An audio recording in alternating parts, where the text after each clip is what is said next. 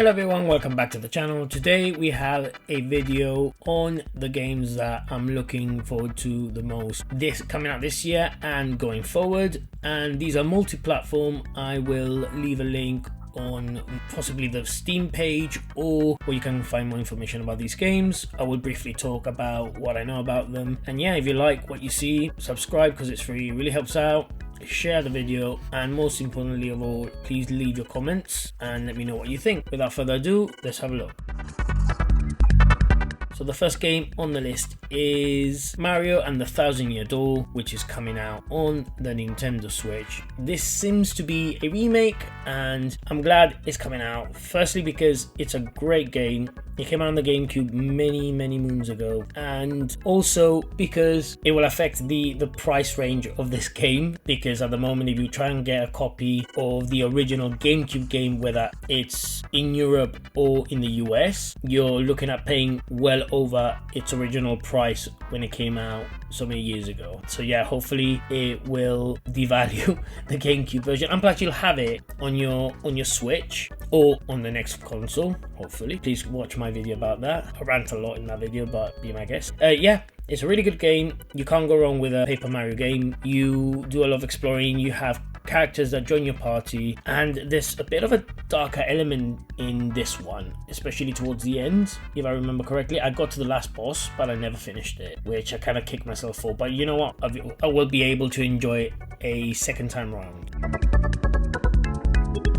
The next game on the list is Hollow Knight Silksong. What can I say about Hollow Knight Silksong other than where the hell is it? Well, where the hell is it? But no, jokes aside, I'm really looking forward to this game. The first one was incredible simply because it combined some beautifully illustrated Metroidvania that I believe everything's hand-drawn, with great platforming, tough as nail bosses, and yeah, it was just there was a very dark charm to it that was very appealing. I know a lot of you are really anticipating this game to be announced at some point, and hopefully this is the year. Although having said that, I'd rather them take their time than to rush it. And it got announced in one of the videos that Microsoft organized, I think it was last year or the year before, I've lost count, but yeah, like it kind of like gave the impression that the game would come out soon, and we still haven't heard anything. So yeah, developers, I think is it Team Cherry? I can't remember the name, I'm gonna get butchered now,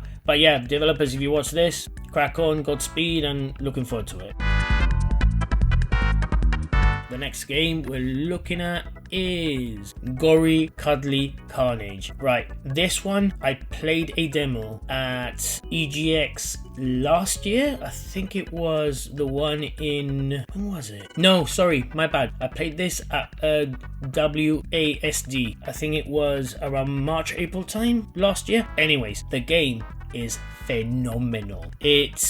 You're a cat that traverses the level, so he grinds on walls and so forth on a hoverboard skateboard that is sentient. The cat doesn't talk, the skateboard does, and you go around killing unicorns that are evil, they've been possessed, and as the game's name implies, it's very gory. It's one I'm really looking forward to because it kind of reminds me of games like Bayonetta or Devil May Cry to a certain extent, but it has the traversal of games like Jet Set Radio, and yet there's a lot of neon dark colors. It's a feast for the senses, this one. So yeah, I'm really looking forward to this one. Developers or publishers, please send me a review copy, please. Thank you. The next game we're looking at is Elementallis. Now this one is a game I backed on Kickstarter, and it's a action-adventure top-down RPG, although in lame terms it's pretty much a Zelda game, like a top-down Zelda, like Link to the Past, for example. And the beauty of this one is that you go around and you control the spirits of the elements, and how you control them affects the world around you. So for example, you can use the fire spirit to torch your enemies or to set things on fire, that kind of stuff. The developer is Ivan Ruiz Lozano, and the guy is doing a fantastic job. He's a small indie developer. He's put a lot of time into this game, and again, Ivan, Está viendo esto, tómate tu tiempo, tío. It's looking incredible. Just take your time, because it's looking really good. And looking forward to it. The next game on the list is another game I backed up on Kickstarter, and it's Wanderlost. Now this one really caught my attention because it is a survival game where you go around in a zombie infested world and you have to gather materials and try to survive. It's a bit like The Survivalist but with zombies, if you ever played The Survivalist, and it's very appealing. I love the visuals, and yeah, again, it's coming out nicely, no rush. But yeah, I can't wait to play this one, especially because I've been going through a phase of just playing survival games. Like during Christmas, I just played tons of State of Decay 2, Project Zomboid, which is phenomenal. I need to talk about that in a video at some point, and so forth. So yeah, I'm really looking forward to this one.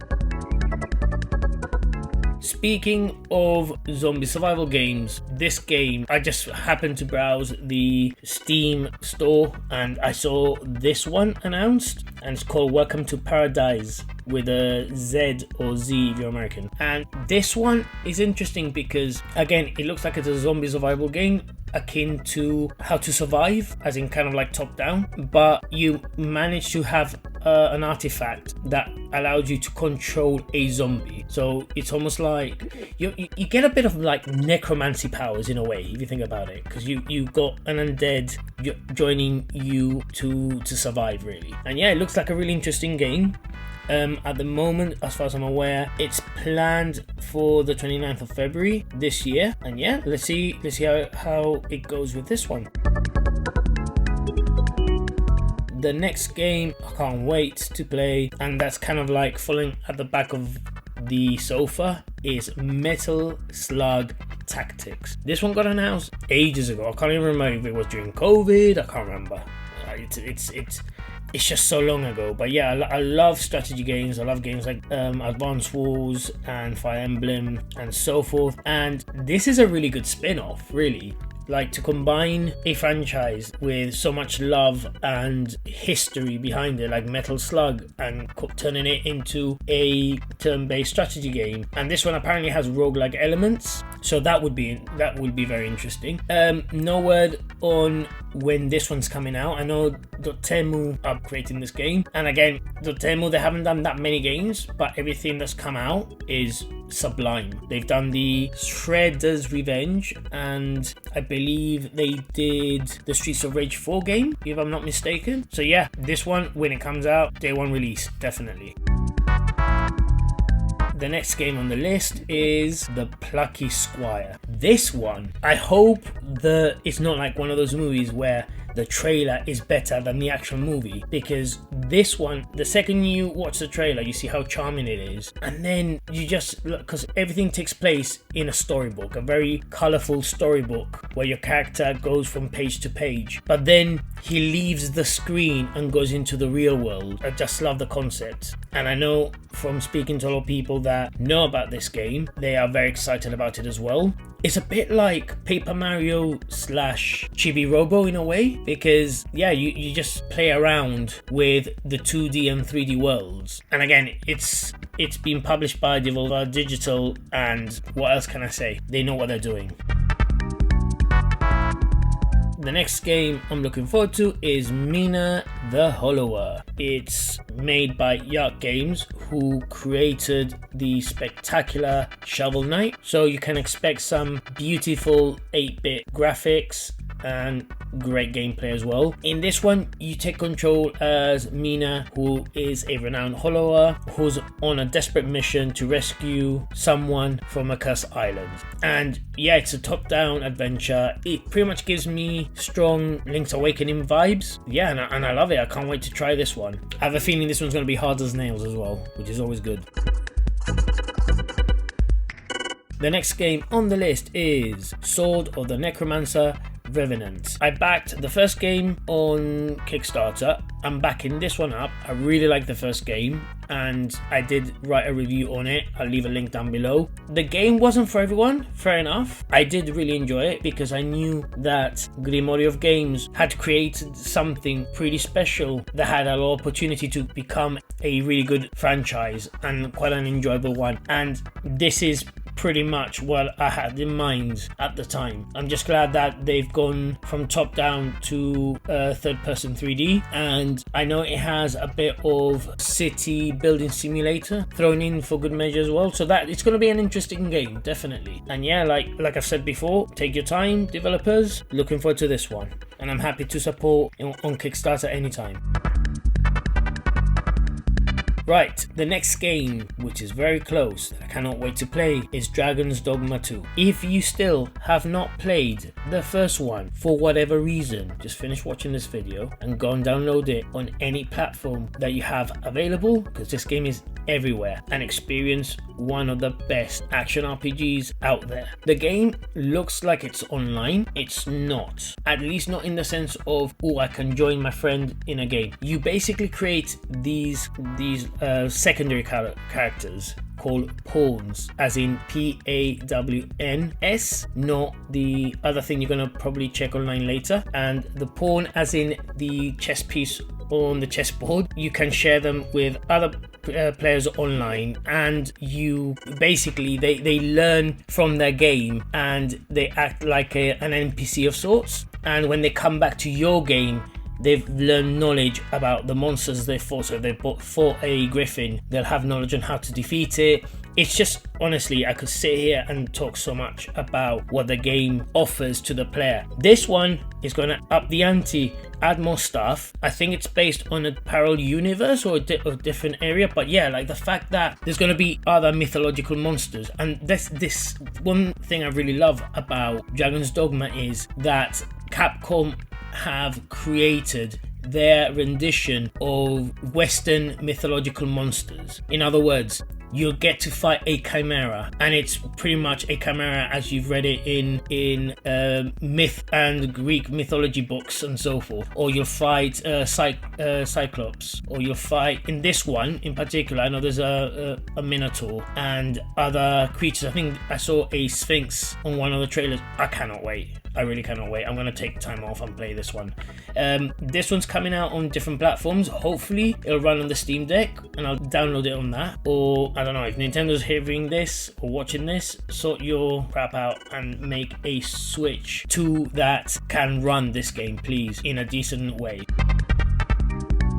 Last but not least, this one's not coming out this year, but hopefully we will hear more information about this one in March, and that is Monster Hunter Wilds. So this one, you can see that they've put in a lot of stuff from Monster Hunter World and from Monster Hunter Rise in terms of the ride you have. I'm just wondering if they will add the underwater battle element. Hopefully they've tweaked it, because I know it wasn't everyone's cup of tea. Now, there are two groups of monster hunters. There are the ones that like the underwater and those who don't. I am a massive fan of the underwater battles. Yeah, it was a bitch to fight underwater, but it just added another layer of complexity and exploration that you didn't have in the other games. And let's be frank, if they can combine the traversal of Rise and the underwater exploration of Monster Hunter 3rd, for example, we're looking at a winner here. And plus, if you have underwater, you can bring Lagiacrus or Lagiacrus, however you want to say it, and Gorbul and all these underwater monsters that have been missing in action for a while. So that's it, people. These are the games I'm looking forward to so far. I hope you've enjoyed the video. I'll leave as many links as humanly possible down there. Please let me know if you've heard about these games, if you're thinking of getting any of these, if you're excited, if you're not excited. I mainly do these videos just so I can see what you guys think more than anything, really. And I love reading the comments and responding to them, so feel free to say whatever you need to say. And if you haven't already, please subscribe, like all that jazz. If you want to support us, please use our affiliate links like the one we use with PlayAsia, where you can get all the best games, mostly Asian versions with English, and it'll support us massively. And if you're looking for the cool looking GameCube controller, the Nixie Wizard, please use our affiliate link for that in the description below. Use coupon code Grinning for 10% off. Happy gaming, peace.